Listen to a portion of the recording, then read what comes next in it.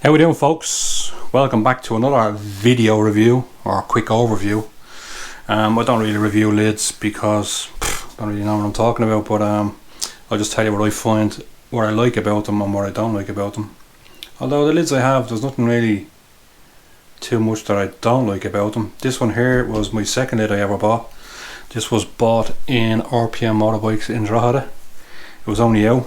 Let me see, can anybody guess? Can anybody guess whose helmet this belongs to? Former MotoGP racer. Now the BS doesn't stand for bullshit, y'all. Number 11, Ben Spies. Actually, the one thing, as you can see, this has a couple of war wounds on it there, filled in. This would be my second Oz helmet and has seen an awful lot of action.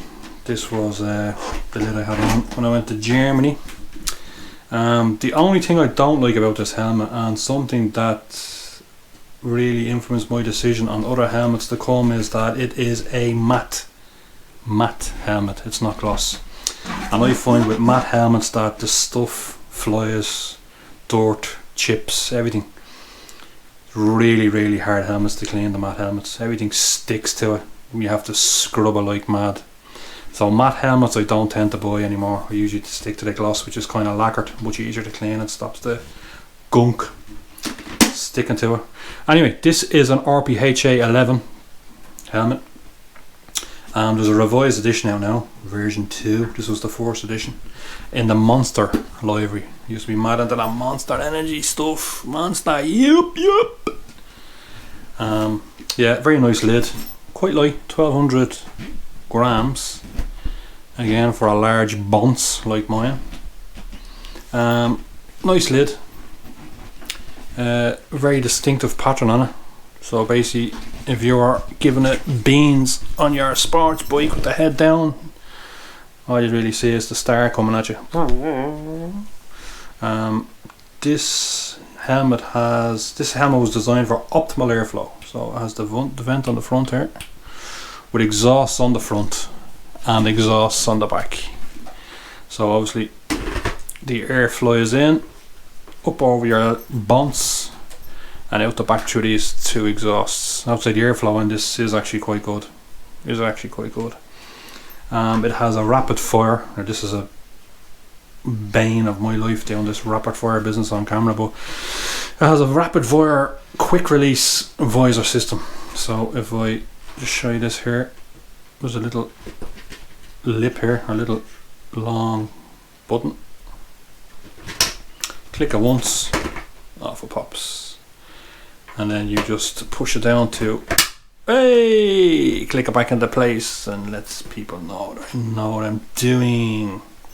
It has a locking front notch here, so I usually have my helmets cracked open about an inch when I'm riding, maybe half an inch. And then if you can see from this here, it actually locks into place, so that's not lifting no matter what you do until you lift the tab. Some people like that, some people don't. I like it. I like the way it has a little latch there.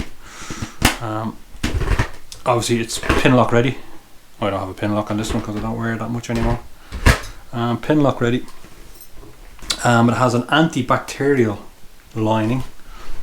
Again, I think most helmets have this now to stop the odours and reduce the sweat. Nice plush lining. I don't know if you can see in there. Nice plush lining.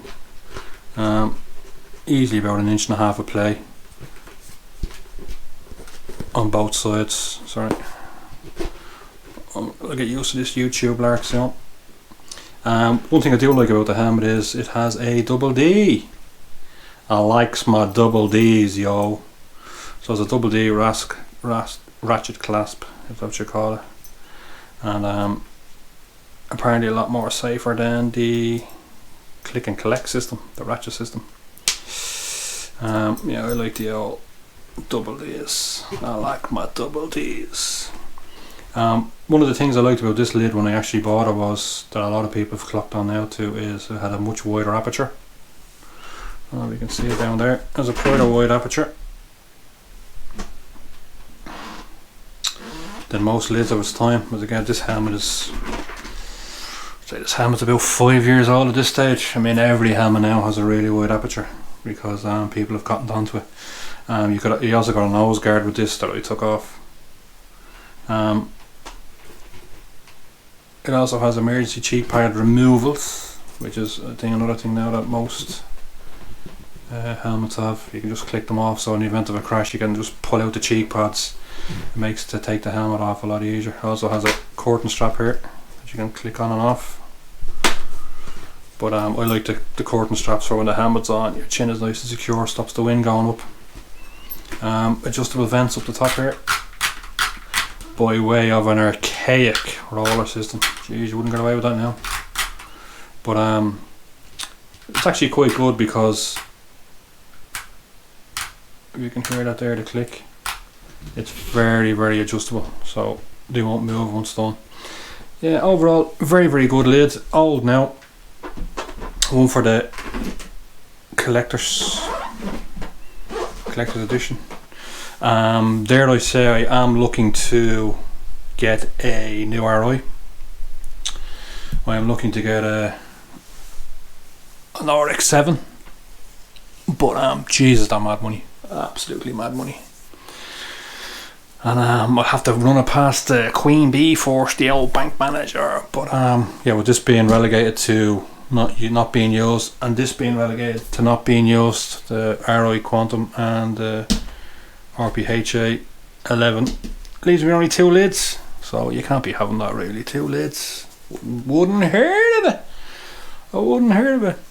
So thanks for tuning in, lads. Hopefully the video quality and the sound quality is okay. All these videos were shot on a GoPro 8 Black with a Rode video microphone, and I have the little Ulanzi light on the side over here, which you can adjust the brightness on the fly. So I don't know if you can see that. Maybe I should have done the whole video with it that bright, but this ain't Hollywood, yo. This ain't Hollywood, yo. So thanks for tuning in, guys. I have another couple of videos coming up as I go off my rocker in the lockdown. I'm going to do a review on my Alpine Stars SMX boots that I have for about 5 or 6 years, and they're still absolutely perfect. I'm going to do a review on my force field chest protector, and I'm going to do a review on my Helite turtle vest too. Also, I'll do a quick overview on my bike and on the Scott oiler that I recently installed, and a few bits and bobs. So stay tuned, stay safe, and I'll see you on the road. Thanks, guys. Bye bye.